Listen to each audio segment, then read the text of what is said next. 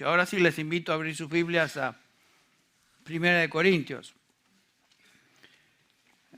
Como estamos en el primer domingo de mes y normalmente hacemos esto, estamos, por supuesto, a vísperas de celebrar la Santa Cena, que es una de las dos ordenanzas que el Señor dejó a su iglesia. Y nosotros como iglesia respondemos en obediencia a esa ordenanza. Pero quiero introducirnos al tema en general leyendo los versículos del 23 al 25 de 1 Corintios 11, donde Pablo nos da esta clara instrucción. 1 Corintios 11, claramente Pablo nos dice, porque yo recibí del Señor lo que también os he enseñado, que el Señor Jesús la noche que fue entregado tomó pan, y habiendo dado gracias, lo partió y dijo, tomad, comed, esto es mi cuerpo que es para vosotros, haced esto en memoria de mí. Asimismo tomó también la copa después de haber cenado, diciendo, esta copa es el nuevo pacto en mi sangre, haced esto todas las veces que la bebiereis de mí, en memoria de mí, perdón. ¿Por qué celebramos la Santa Cena? Bueno, primero porque el Señor nos manda a hacerlo. Tenemos aquí el mandamiento. También lo hacemos porque cuando celebramos la Santa Cena, cada vez que celebramos la Santa Cena, ya sea el primer domingo de mes o cuando la iglesia se reúne a celebrarla, dice el versículo 26, todas las veces que comierais este pan y bebierais esta copa, la muerte del Señor anunciáis hasta que Él venga. O sea, parte del propósito de la Santa Cena es anunciar, es proclamar. Tiene un sentido evangelístico, un propósito evangelístico. Y cuando celebramos la Santa Cena o la Cena del Señor, estamos recordando y anunciando el sacrificio de Cristo, la obra de Cristo en la cruz. En esencia, estamos proclamando que en Cristo y solamente por medio de Cristo hay salvación. Obviamente estamos pensando en salvación. ¿Qué salvación? Bueno, la salvación de pecado. Sabemos que el hombre está condenado por su pecado, va en camino a una separación eterna de Dios por causa de su pecado. Y el propósito de la Santa Cena es traer atención a eso y el hecho de que Dios envió a su Hijo al mundo para morir en esa cruz como sustituto de aquellos que Él vino a salvar. Eso es lo que anunciamos. Sabemos que todo ser humano nace en pecado, su naturaleza es pecar. Si no lo creen, simplemente observen a los chicos en la medida que crecen. La tendencia natural de todo niño es justamente ir en contra de lo que es correcto y, por supuesto, esa es la naturaleza pecaminosa que traemos a este mundo. Sabemos que todo ser humano nace pecador, que todo ser humano se opone a Dios.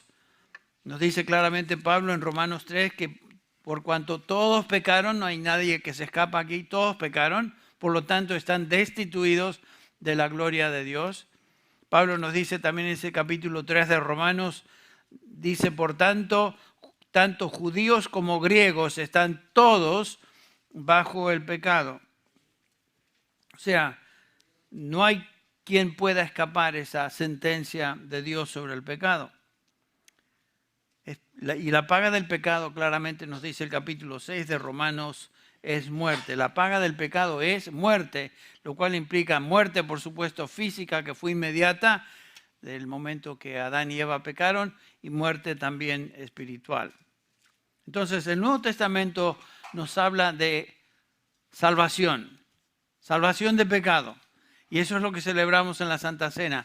Hay tres aspectos de la salvación que el Nuevo Testamento nos enseña. En primer lugar, la salvación nos enseña que hay liberación absoluta de la condena del pecado. En la justificación. Claramente nos dice Pablo en Romanos 5:1, habiendo sido justificados por la fe, tenemos paz para con Dios por medio de nuestro Señor Jesucristo. Por lo tanto, el capítulo 8, versículo 1 de Romanos dice, si ese es el caso, ahora no hay condenación para los que están en Cristo Jesús. O sea, Al salvarnos, encontramos en la justificación que Dios nos perdona de todos nuestros pecados en Cristo. En segundo lugar, la salvación nos habla también de liberación progresiva de la contaminación del pecado en nuestras vidas. Estamos continuamente siendo contaminados por el pecado que aún reside en este cuerpo de muerte al cual se refiere Pablo en Romanos capítulo 7. Y por medio de la santificación hoy, Dios está llevando a cabo esa obra de transformarnos paulatinamente, transformarnos a la imagen de nuestro Señor Jesucristo. Pero también existe otro sentido o aspecto de la salvación que es futuro, y es la liberación absoluta y total de la misma presencia del pecado. Y eso no va a suceder hasta que el Señor venga y estemos con Él en gloria. Perdón de todos nuestros pecados, pasado. Liberación de la contaminación del pecado hoy, por medio de la santificación, tiempo presente. Y en último lugar, la liberación total aún de la presencia del pecado, que obviamente no va a suceder hasta que el Señor venga por su iglesia.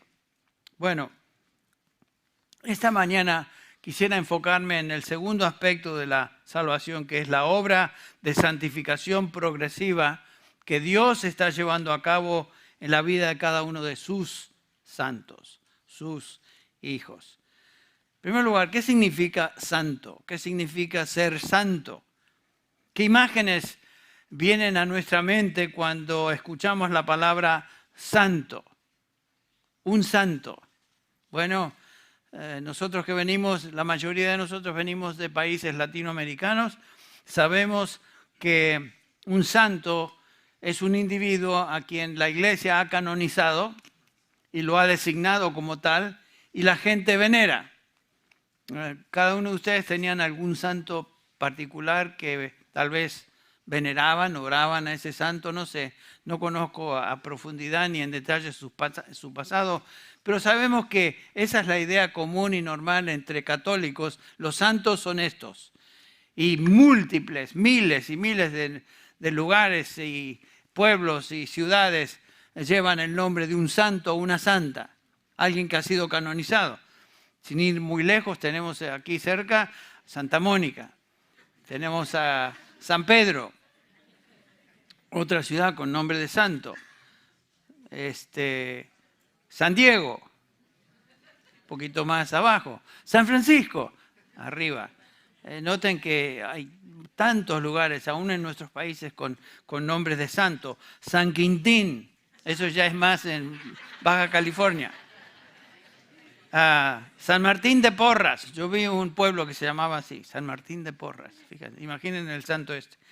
San Antonio, etcétera, etcétera. Bárbara me recordó que Santa Bárbara es otra ciudad que no me puedo olvidar, y aquí está representada por medio de Bárbara, a quien conocemos. Bueno, esa es una idea popular de lo que es un santo. Otras veces la palabra santo se utiliza para describir a alguna persona que es muy piadosa o simplemente es bondadosa tal vez o paciente y decimos, ese es un santo. Mírala. Y hablando de la mujer, es una santa, mira el marido que tiene, qué santa es para tolerarle todo lo que este hace. Es una santa mujer. Bueno, son designaciones populares de la palabra santo. Ninguna de estas ideas, tristemente, se encuentra en la palabra, se encuentra en la Biblia. Entonces, ¿qué quiere decir santo en la Escritura? Y eso es el propósito de nuestra meditación en esta mañana, que va a ser conectado con lo que vamos a celebrar en unos minutos. ¿Qué quiere decir santo en la Escritura? No toma mucho tiempo al leer el Nuevo Testamento que nos damos cuenta y notamos que una de las descripciones más sobresalientes en referencia a un cristiano es justamente esta palabra santo. Pablo en particular usa esta descripción en muchas si no la mayoría de sus epístolas, dirigiéndose a creyentes y les llama santos. Sin ir muy lejos, estuvimos estudiando y continuaremos estudiando Efesios, no teman, continuaremos antes que el Señor venga, espero que terminemos. Pero se dirige a ellos como los santos que están en Éfeso. Obviamente una referencia a creyentes. Romanos 1:7 lo mismo. 1 Corintios 1:2 lo mismo. 2 Corintios 1:1. Filipenses 1:1. Una y otra vez Pablo se dirige a los santos, a los creyentes. Vayan conmigo a 1 Corintios 1 por unos minutos nada más. Ya que estamos en Corintios, Pablo se dirige a estos creyentes y les llama a esta iglesia en Corinto, congregada ahí en Corinto de la siguiente manera. Esta era la iglesia local de los creyentes en Corinto. Y noten, observen cómo Pablo los describe. A los santificados en Cristo Jesús, o sea, noten eso, subráyenlo, a los llamados a ser santos, con todos los que en cualquier parte invocan el nombre del Señor Jesucristo, Señor de ellos y nuestro. Obviamente Pablo tiene en mente a los santos en Corinto, pero extiende la definición a santos en todo lugar donde se reúnen en el nombre del Señor. Está hablando de la iglesia universal, por lo menos que profesaba ser cristianos, son los santos. Es una referencia a todos los verdaderos creyentes en Cristo Jesús. O sea, a los que han sido redimidos, a los que pertenecen a la familia de Dios. No es una referencia a santos especiales, o sobresalientes o distinguidos en conducta, como vamos a ver en un instante. Pero entonces se dirige a Pablo y se refiere a todos los santos, a todos los creyentes. La designación obviamente nos incluye a nosotros también. Hoy, aquellos que creemos en Cristo Jesús y estamos reunidos aquí. La palabra que se traduce santo es la palabra agios, o agios en griego, que quiere decir apartado y separado, o separado. Estaremos viendo de eso en un instante. Bíblicamente hablando, un santo es un hijo de Dios, una hija de Dios, uno que ha sido apartado para Dios. Y lo que observamos entonces es que los santos constituyen un grupo de personas que son el pueblo especial de Dios. Dios llama santos a su pueblo, a los suyos. Estos son los que han sido, como dije, redimidos, pertenecen a Dios, han sido apartados, han sido santificados, ya no son del mundo, son un grupo especial que Dios ha escogido y redimido. Y es importante notar lo siguiente, que estos, y noten particularmente en el contexto de los corintios, estos santos no son santos por su conducta.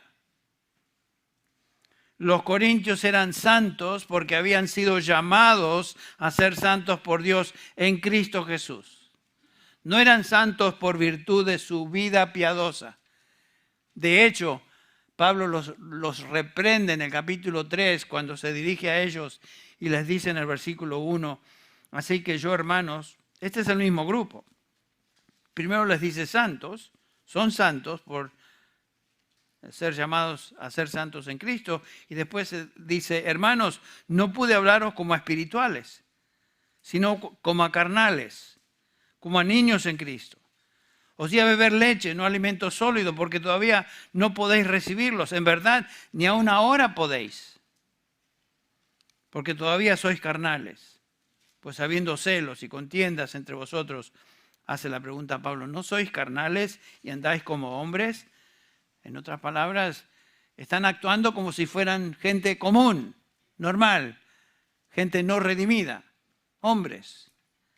Los corintios eran santos, entonces, no por su conducta, sino porque habían sido, versículo 9 del capítulo 1, habían sido llamados a la comunión con su Hijo Jesucristo, Señor nuestro. Esto es tan importante de reconocer. Entonces, a la luz de esta verdad, cada uno de nosotros creyentes en Cristo Jesús somos y podemos llamarnos santos. Si tú has creído y perteneces a Cristo Jesús, tú eres un santo o una santa. Alguno estará pensando, ay, Henry, la verdad que no me siento muy santo, ni muy santa. En realidad no importa cómo te sientas, porque si eres hijo o hija de Dios. Esa es la descripción del Nuevo Testamento para aquellos que son sus hijos. Son santos. Pero tú dirás, bueno, ¿es posible que Dios me considere santo cuando soy tan débil? La respuesta es sí. Claro que sí. ¿Por qué? Porque no depende de tu conducta diaria, depende del hecho de que Dios te ha llamado a salvación en Cristo Jesús y por virtud de estar en Cristo Jesús, tú eres santo o santa, separado, apartado por Dios para su servicio, como veremos en un instante. Entonces, si ese es el caso, aunque nos suene gracioso, podríamos llamarnos unos a otros santos, porque lo somos. César Vázquez, le puedo decir San César Vázquez. Y ahí puedes poner ese prefijo delante de tu nombre. Connie, San Connie, Santa Connie. Y así sucesivamente. Todas las que se llaman María acá podrían llamarse Santa María. Santa Bárbara, que está aquí enfrente. Ven, no es algo ridículo, es algo que nos suena gracioso porque no estamos acostumbrados, porque pensamos en santidad en términos de conducta. Pero cuando el Nuevo Testamento usa la palabra santo, se refiere a un hijo de Dios. Santo por virtud de estar en Cristo Jesús. Punto final. No según la conducta diaria de cada uno.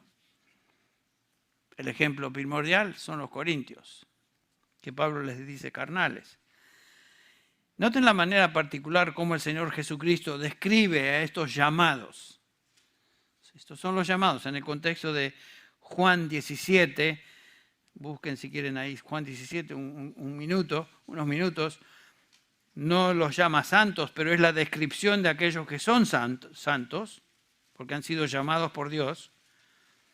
Juan 17, versículo 2, Jesús dice, bueno, se dirige al Padre en su oración sacerdotal a favor de aquellos que Él vino a redimir y dice, tú le has dado potestad sobre toda carne para que dé vida eterna a los que les diste. Y esta es la vida eterna, que te conozcan a ti, el único Dios verdadero, y a Jesucristo a quien has enviado.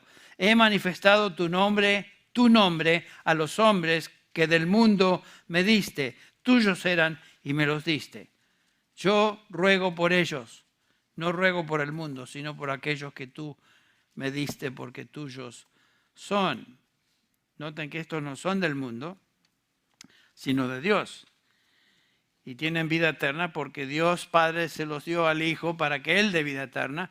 ¿Se acuerdan la descripción de Pablo del Señor Jesús acerca de suyos, sus ovejas? Son los santos, son los redimidos, son los llamados, pero dice, mis ovejas oyen mi voz y me siguen.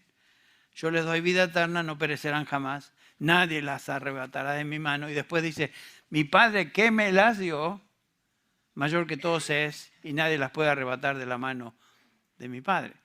O sea, esa es otra descripción de los santos. Son aquellos que pertenecen a Dios, son las ovejas de Cristo, son vasijas de misericordia, como dice Romanos 9. ¿Y cómo llegamos a ser santos? Es por iniciativa de Dios, porque dice el versículo 17 de Juan 6, todo lo que el Padre me da, vendrá a mí. Y el que a mí viene, no lo echo fuera, jamás. Noten el versículo 44, 6:44. Nadie puede venir a mí si no lo trae el Padre que me envió, y yo lo resucitaré en el día posterior. Llegamos a ser santos por iniciativa de Dios. Somos llamados por Él, escogidos por Él y puestos en ese lugar de santos. Noten cómo el apóstol Pedro describe a este grupo de personas, que obviamente nos incluye a nosotros aquí. 1 Pedro 2:9. 1 Pedro 2:9. Vosotros sois linaje escogido, real sacerdocio, nación santa, pueblo adquirido para posesión de Dios. Otra vez vemos lo mismo. Los santos son posesión de Dios, pertenecen a Dios, han sido adquiridos por Dios Y estos son un pueblo que en quienes Dios tiene interés especial. Un pueblo que Dios ha escogido y ama de manera singular. Su pueblo, sus santos, que ya los vimos en Efesios 1, cuando Pablo se dirige a los santos, a los creyentes ahí. El versículo 3 de Efesios 1 dice: bendito sea Dios Padre de nuestro Señor Jesucristo, que nos bendijo con toda bendición espiritual en los lugares celestiales en Cristo. Otra vez, la iniciativa de llamar y llevarnos a ser santos es de Dios, según nos escogió en Él antes de la fundación del mundo, para que fuésemos santos y sin mancha delante de Él. Más abajo, en el versículo 18 de Efesios 1, Pablo ora por estos santos. Ora por todos los santos, pero aquí en el contexto son estos de Éfeso. Mi oración es que los ojos de vuestro corazón sean iluminados para que sepáis cuál es la esperanza de su llamamiento, cuáles son las riquezas de la gloria de su herencia en los santos. Noten, otra vez, qué descripción. Los santos somos su herencia, lo cual me lleva a pensar lo siguiente: si nosotros los santos somos su herencia, no existe posibilidad de que uno de estos santos no llegue a destino, porque somos su herencia y vamos a heredar lo que Él tiene preparado para nosotros desde antes de la fundación del mundo. Este es el pueblo en quien Dios se deleita y con quienes Dios va a compartir una herencia eterna. Sus santos.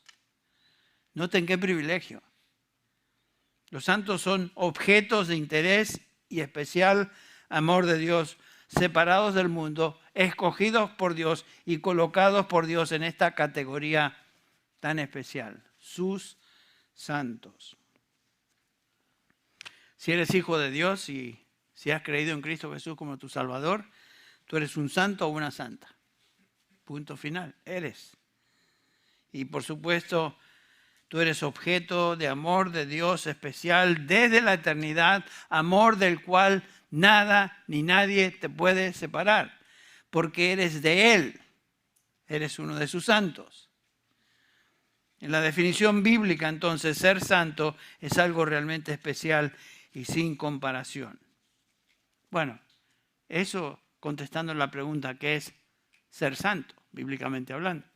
Pero pensemos en esta otra pregunta. Segunda, ¿qué es la santificación? ¿Qué significa ser santificado?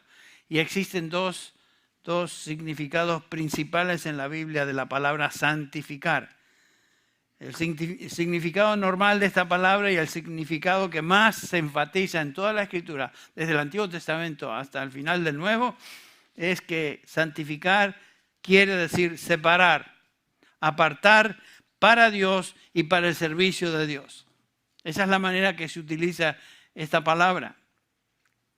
En el Antiguo Testamento este término se usaba de esta manera para referirse a personas u objetos que habían sido separados para la adoración de Dios. En el Antiguo Testamento, por ejemplo, el monte Sinaí era monte santo. En ese sentido, santo había algo especial en el monte, no, había sido apartado por Dios con una función particular, y la función era que en ese monte Dios iba a dar su ley a Moisés. En ese sentido era un monte santo, separado por Dios para uso particular de Dios. No solamente el monte era santo, sino que después vemos más tarde que cuando nos trasladamos al tabernáculo y el templo, todos los utensilios que se utilizaban en el servicio, en la adoración, eran santos, santificados con el propósito de alabar a Dios, adorar a Dios. Cualquier artículo que se dedicaba en el servicio de Dios era santificado. Este es el uso principal de la palabra y lleva la idea primero de separar de cualquier tipo de contaminación y en segundo lugar separar para el servicio exclusivo de Dios. Entonces, el significado principal de santificar en el Antiguo Testamento es apartar algo o alguien para Dios y para su servicio. Piensa en eso. Piensa en eso. Dios te ha santificado, te ha apartado del pecado para servirle a Él. Dios te ha santificado, te ha hecho santo con el propósito de servirle a Él. Por eso Pablo dice que ya no somos nuestros. ¿O no sabéis que el Espíritu Santo, vuestro cuerpo es templo del Espíritu Santo y que no sois vuestros? Ya no tenemos el derecho de vivir como si fuéramos sueltos. Pertenecemos a Dios, hemos sido santificados por Dios y por lo tanto es para su servicio. Nuestra vida es una de servicio a Dios. Es importante que tomemos conciencia de esa realidad. Hemos sido apartados del mundo, apartados del pecado para servir ahora a Dios. No es simplemente un concepto religioso, es la realidad de lo que nos presenta la Escritura.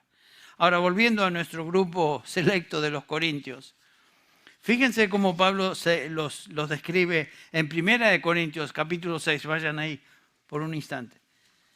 El apóstol describe a estos creyentes en Corinto, que ya les llamó santos en el capítulo 1, santos por llamamiento, y aquí en los versículos que vamos a leer les recuerda de qué fueron apartados. Noten, versículo 11, 1 Corintios 6, 11. ¿O no sabéis que los injustos no heredarán el reino de Dios? No os dejéis engañar, ni los inmorales, ni los idólatras, ni los adúlteros, ni los afeminados, ni los homosexuales, ni los ladrones, ni los avaros, ni los borrachos, ni los difamadores, ni los estafadores heredarán el reino de Dios. Qué listita, ¿no? Estos eran los corintios antes. Y dice Pablo, y esto erais algunos de vosotros, pero fuisteis lavados, noten esto, fuisteis santificados, fuisteis justificados en el nombre del Señor Jesucristo y en el Espíritu de nuestro Dios. Pablo está diciendo, Corintios, sois santos por llamamiento y esto es de donde el Señor os separó y quitó. Pablo dice que habían sido separados del mundo y todo tipo de contaminación. Ahora habían sido santificados en Cristo, o sea, apartados para Dios. Como cristianos hemos sido separados del mundo y ahora pertenecemos a Dios. Éramos del mundo y ahora hemos sido santificados, apartados para Dios. Y en su oración intercesora el Señor Jesús dice en Juan 17, 16, yo les he dado tu palabra y el mundo los ha odiado porque no son del mundo. Te ruego que los saques del mundo, no que los saques del mundo, sino que los guardes del maligno. Ellos no son del mundo, como tampoco yo soy del mundo, dice Jesús. Esto es una verdad para todo cristiano. Ya no somos del mundo. Ya no pertenecemos a esa cloaca de inmoralidad de la cual salimos. El ejemplo que aquí Pablo nos da con los corintios.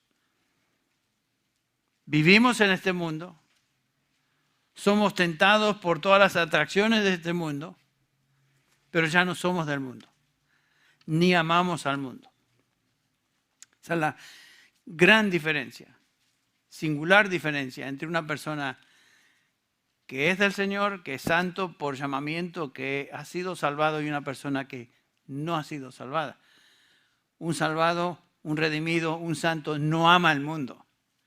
No ama al mundo. Es tentado, sufre aflicción, pero ya no es del mundo.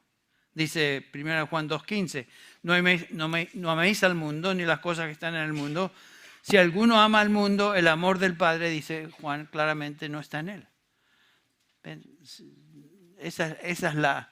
A veces cuando hablamos con gente es importante reconocer esa realidad. Esta es la distinción entre un verdadero creyente y uno que no lo es.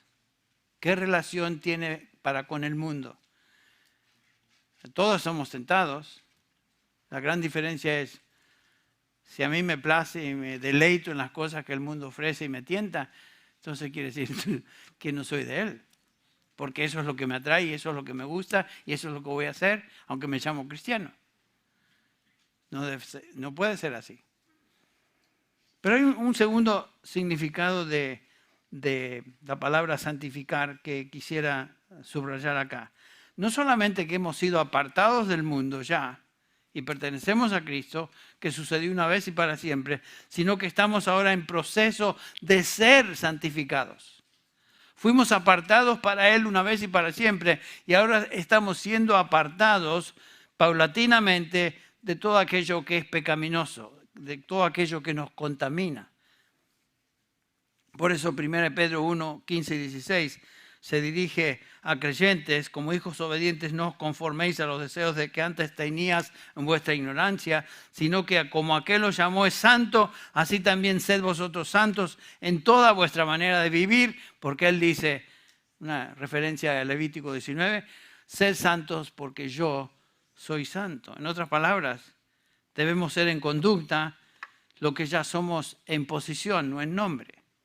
Si somos santos por llamado, ahora manifestamos esa santidad en la manera que vivimos. Este es el aspecto de santificación que es progresiva. El primer significado es el hecho de que una vez y para siempre hemos sido santificados. Pero ahora que somos santos, que ya Dios nos apartó como pueblo suyo, ahora debemos continuamente manifestar las evidencias de que pertenecemos, que somos de Él. Esta es la realidad a la cual se refiere Juan en 1 Juan 3, 2 al 3, cuando dice, amados, ahora somos hijos de Dios. Es como si dijera, amados, somos santos ahora. Y aún no se ha manifestado lo que habremos de ser, pero sabemos que cuando Él se manifieste, seremos semejantes a Él, porque le veremos tal como Él es. Y el versículo que sigue, y todo aquel que tiene esta esperanza puesta en Él, ¿qué pasa? Se purifica a sí mismo, así como Él es puro. O sea, está en proceso de ser santificado. Dios está llevando a cabo la obra de santificación, la obra de purificación en nosotros, conformándonos paulatinamente más y más a la imagen de Cristo, siendo progresivamente transformados. Y esta transformación se observa en la conducta. Por supuesto, la santificación no es algo que de repente experimentamos. Vamos a un culto donde se nos llama a pasar al frente y ofrecer nuestra vida al Señor y ahí somos santificados. No, el proceso de santificación es constante y dura mucho tiempo, dura toda una vida, porque hasta que estemos con Él, continuaremos en esta lucha contra el pecado, el mundo y las acechanzas del diablo. Pero estamos siendo transformados día a día. A veces nos cuesta observar eso, nos cuesta ver eso y pasa el tiempo y tenemos las mismas luchas, pero estamos siendo, ya no somos lo que éramos, no somos lo que seremos, porque eso es futuro, pero ya no somos lo que éramos. Gracias a Dios por ello. Estamos en proceso de ser paulatinamente santificados, transformados. Este es el aspecto de la santificación a la cual se refiere el Señor Jesús cuando dice en Juan 17, no ruego que los quites del mundo, sino que los guardes del mal. No son del mundo, como tampoco yo soy del mundo. Y después el versículo 17 dice, santifícalos en tu verdad, tu palabra es verdad. Noten eso. Fuimos hechos santos, santificados, y esa es nuestra posición. Ahora que somos santos, eso demanda que seamos santos en conducta. ¿Y cómo es que Dios lleva a cabo esa obra de santificación? Lo hace primordialmente por medio de su palabra. Señor, Padre, santifícalos en tu verdad. Y después dice, tu palabra es verdad. El Señor nos transforma por medio de su palabra. Y esto es un proceso progresivo de estar expuestos a la verdad de Dios. Es obvio en el Nuevo Testamento que no llegamos a entender toda la verdad de Dios de una vez y repentinamente, sino que toma tiempo. ¿Notaron ustedes que han estado expuestos a la palabra de Dios, ya sea estudiándola personalmente, individualmente, o tomando clases, o escuchando mensajes de la palabra de Dios, que hay cosas que no entendían y de repente comienza a hacer un clic y de repente comienzan a entender? Es cierto, ese pasaje tiene relación a esto. Ahora veo, antes no entendía, antes esto me hacía saltar y ahora veo que es de Dios, es su verdad, es lo que Él enseña, es lo que Él revela en su palabra. Y comenzamos a notar que el Señor nos está transformando y lo hace por medio del entendimiento de su palabra. Por eso tenemos que estar siempre expuestos a la misma, leerla, escucharla, meditar en ella, estudiarla y por sobre todas las cosas, obviamente, obedecer lo que nos dice. Y en la medida que entendemos la palabra de Dios y la obedecemos, más crecemos en santidad. Por eso Jesús dice, Padre, santifícalos en tu verdad. Y después dice, tu palabra es verdad. No hay otro medio de santificación primordial sino la palabra de Dios.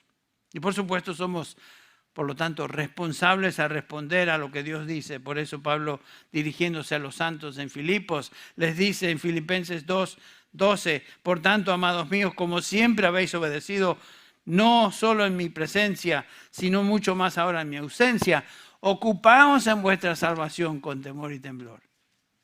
Por supuesto, somos responsables de ocuparnos, de poner atención, de meditar, de leer y responder en obediencia.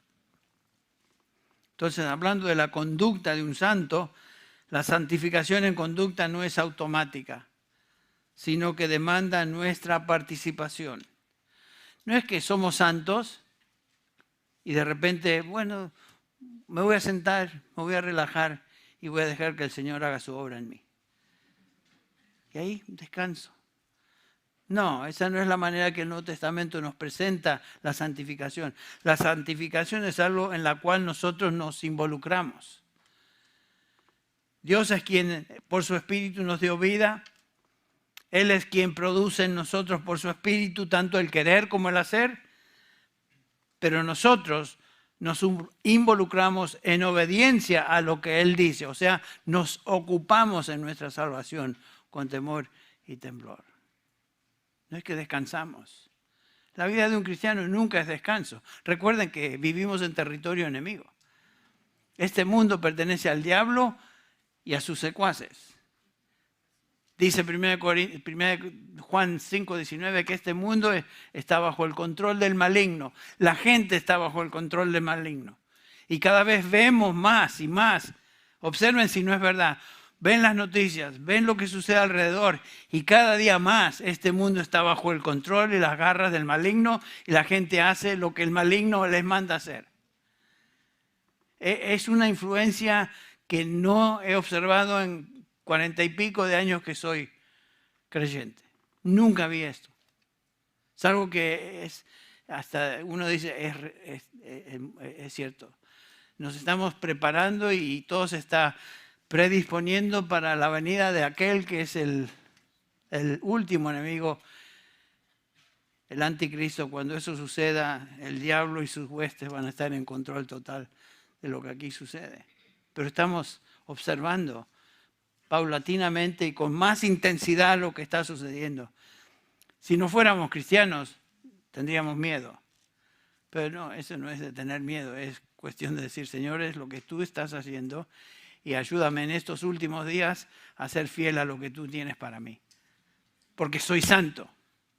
Y porque soy santo quiero vivir santamente y crecer en santidad.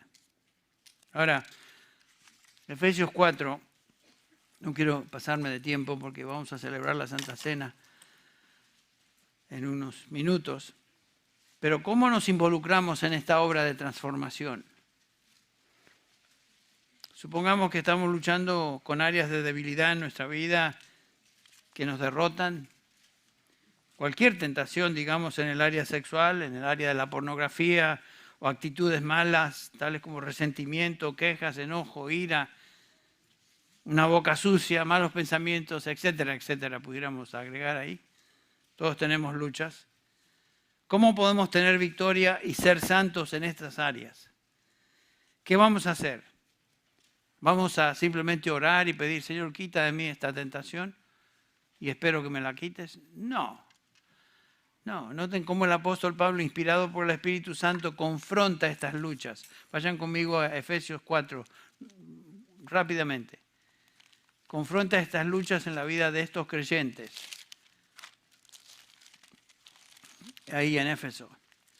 Capítulo 4 de Efesios. Versículos, bueno, comenzamos con el 25.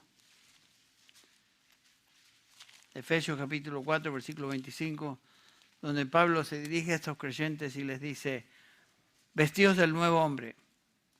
En primer lugar, el versículo 1, ya lo vimos, comienza Pablo diciendo, os ruego que viváis de una manera digna de la vocación con que habéis sido llamados. En otras palabras, sois santos, ahora vivid como tal, vivid santamente. Versículo 24, vestidos del nuevo hombre, creado según Dios en la justicia y santidad de la verdad, por lo cual desechando la mentira, hablad verdad, cada uno con su prójimo, porque somos miembros los unos de los otros. Airaos, pero no pequéis, no se ponga el sol sobre vuestro enojo, ni deis lugar al diablo. El que hurtaba, no hurte más, sino trabaje, haciendo con sus manos lo que es bueno para que tenga que compartir con aquel que padece necesidad. Ninguna palabra corrompida salga de vuestra boca, sino la que sea buena para la necesaria edificación a fin de dar gracia a los oyentes, etc. Noten que cada tentación, cada debilidad, hacer lo malo, es sustituida ahora por una acción opuesta. Esa es la manera de lidiar con nuestras tentaciones, con nuestras luchas. No es simplemente pedirle al Señor que me las quite. ¿Cómo vamos a ser prácticamente santificados ante esa tentación?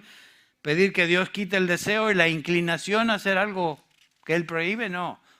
Si eres ladrón y tú, no es que eres ahora, si eres del Señor, pero si esa era tu debilidad y vivías hurtando, Pablo dice, miren, yo me dirijo a santos, aquellos que han sido transformados por el Espíritu de Dios, que el Espíritu de Dios reside en ellos, por lo tanto tienen el poder para responder en obediencia. ¿Hurtabas? No hurtes más. Esa es la manera. Eras más aún, como lo mencionó Santi el domingo pasado, creo que fue, deja de hacer eso, más reemplaza esa acción pecaminosa con el trabajo. En lugar de hurtar, ponte a trabajar. Y no solamente eso, sino que va un paso más allá. Trabaja para dar a aquellos que tienen necesidad. Es una transformación total. Lo mismo sucede con las malas palabras. En el capítulo 4, versículo 29. No salga de vuestra boca ninguna palabra mala. ¿Tienes problemas siendo boca sucia? ¿Qué vas a hacer? Ay, Señor, quítame, que yo no diga malas palabras. Déjate de decir malas palabras. Ese es lo que Pablo dice. No te pongas a orar al respecto. Deja de hacerlo. Y en lugar, sustituye esas palabras por palabras que traigan edificación a otros. Esa es la manera de lidiar con esto. Mentiras. Versículo 25, es lo mismo. Dejad a un lado la falsedad. Hablad verdad cada uno con su prójimo. ¿Eres mentiroso? Déjate de decir mentiras. Habla la verdad. Este es un área de debilidad muy común en nuestro ambiente latinoamericano. Yo creo que una de las debilidades más comunes es mentir. Mentir a todo nivel. Y si no mentimos así descaradamente, torcer todo de tal manera que decimos realmente algo que no es del todo correcto, verdad. Se observa, se ve, conozco. Entonces, ¿qué vas a hacer al respecto? ¿Vas a orar? Bueno, no está mal que ores, pero deja de mentir, es lo que está diciendo Pablo. En lugar de mentir, di la verdad, habla la verdad. Y lo mismo sucede con todo tipo de tentación. Tienes tentación a pensar cosas feas, horribles, malos pensamientos, pornografía, lo que sea. Huí de la pornografía, huí de la fornicación, dice Pablo, y en su lugar transforma tu mente con palabras, pensamientos que sean dignos de Dios, dice Pablo en Filipenses 4:8, todo lo verdadero, todo lo bueno, todo lo que es de buen nombre, todo lo que es puro, en esto pensad. Tienes problemas con tu mente divagando y pensando cosas que no debes. Observa esta lista en Filipenses 4:8. Pablo se dirige a hijos de Dios. Estos son hombres y mujeres que pertenecen a Dios, con las mismas luchas y tentaciones que nosotros tenemos. No, nuestras tentaciones no son únicas. Primera de Pedro 5:9 nos dice que las mismas tentaciones se van cumpliendo en todos vuestros hermanos alrededor del mundo. No estamos solos. Bueno, en resumen, el Nuevo Testamento nos enseña que en Cristo somos nuevas criaturas y que somos santos y que debemos vivir de acuerdo a lo que somos. Alguno dirá, bueno, Henry, me cuesta tanto vivir como santo. Yo veo a otros creyentes en nuestra congregación, otros hijos de Dios, sí son santos, pero yo no soy tan santo. Déjame ayudarte con eso, animarte con esta realidad. El apóstol Juan subraya esto en 1 de Juan 2, del 12 al 14. Hay diferentes grados de crecimiento y santidad. No todos crecemos de la misma manera y a la misma velocidad, es lo que está diciendo Juan. 1 de Juan 2, 12.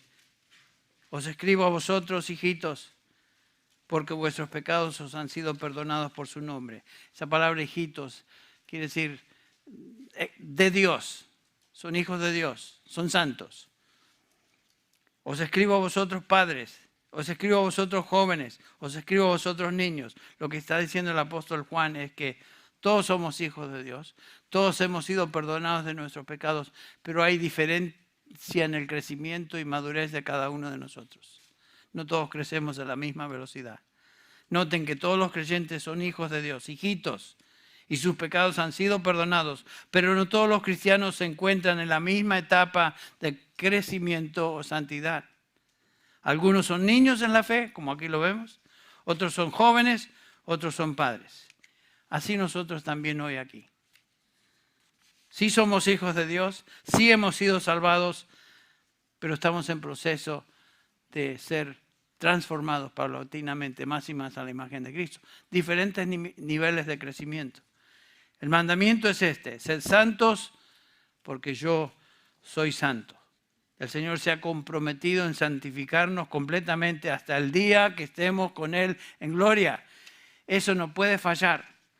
Por eso Pablo en Efesios 5, 25 al 27 dice, Cristo amó a la iglesia y se entregó a sí mismo por ella para santificarla. Nosotros, habiéndola purificado en el lavamiento del agua por la palabra, a fin de presentársela a sí mismo una iglesia gloriosa, que no tuviese mancha, ni arruga, ni cosa semejante, sino que fuese santa y sin mancha.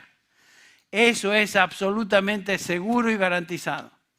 El Señor está santificando y santificará completamente a su iglesia. Seremos tal como Él es. El que comenzó la buena obra en nosotros, promesa, la perfeccionará hasta el día de Jesucristo. Firmado Dios. Imagínense. Somos santos por llamado de Dios.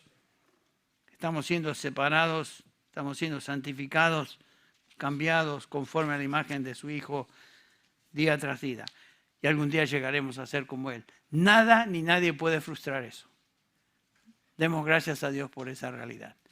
Y lo que vamos a celebrar ahora en la Cena del Señor, estamos recordando justamente esa obra de salvación también en la santificación.